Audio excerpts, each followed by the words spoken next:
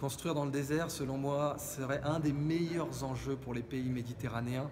Créer une prospérité supérieure qui dépasserait les conflits territoriaux, puisque si le désert était construit, était mis en production maraîchère, était mis en situation de produire de l'eau potable, il y a parmi les plus grandes réserves d'eau potable au monde sous le désert du Sahara, eh bien tout un tas de conflits territoriaux n'auraient plus aucun sens d'une part.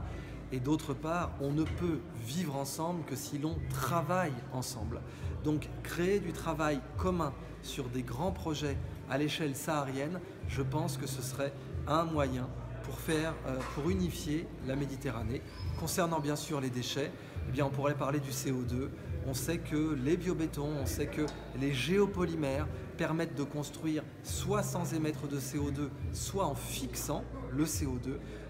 L'industrie de la construction est le premier producteur de CO2 mondial.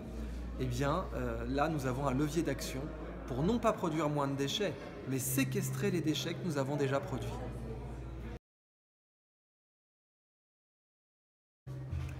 Libérer l'initiative, faire en sorte que les gens soient conscients du fait qu'ils peuvent agir par eux-mêmes, qu'ils n'attendent pas de demander la permission. On a eu un discours très émouvant d'Emmanuel Macron, je crois, à l'université d'Harvard, qui disait de façon frontale Sometimes you don't have to follow the rules, that's just bullshit.